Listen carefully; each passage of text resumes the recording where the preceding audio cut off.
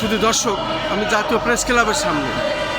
আমরা দেখতে পাচ্ছি বেশ কয়েকদিন প্রচণ্ড বৃষ্টি, এবং এই বৃষ্টির মধ্যেও আপনারা ভিজে পড়ে কাজ করছেন, আপনাদের শান্তিপূর্ণ অবস্থান কর্মসূচি ধরে রেখেছেন।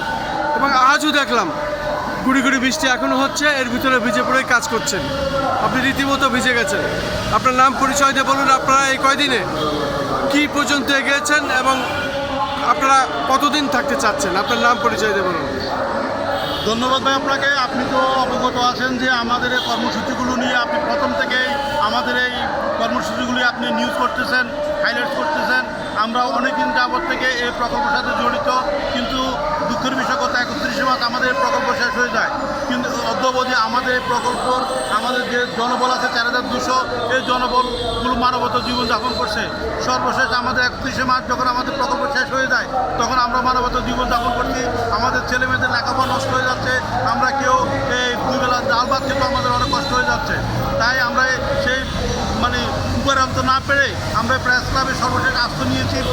আজকে আমাদের বিগত 5 বছর আমাদের অবস্থান করতেছি। এই অবস্থানের মধ্যে আপনারা দেখতেছেন খুব বৃষ্টি হচ্ছে, এই গড়ি আবহাওয়ার মধ্যে আমরা অবস্থান করতেছি। শুধু দুমুঠো ডাল ভাত খেয়ে সম্মানজনক জীবিকার জন্য আমরা এখানে অবস্থান করতেছি। প্রশাসন পক্ষ থেকে এখনও পর্যন্ত আমাদের সে কোনো রকম শুরু হয় নাই, আমাদের দিকে তাকায়ও নাই, ওনারা এই পর্যন্ত আমাদের কাছে আসেও নাই।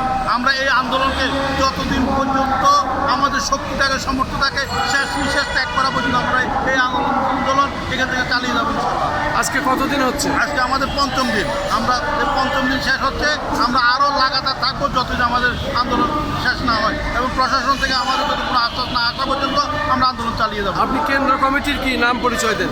আমি মোহাম্মদ জয়নাল আবদিন, উপদেষ্টা সচিব, কুমিল্লা 14 গ্রাম থেকে, কুমিল্লা 14 ভাগ নম্বর ইউনিয়ন থেকে আমি আসছি।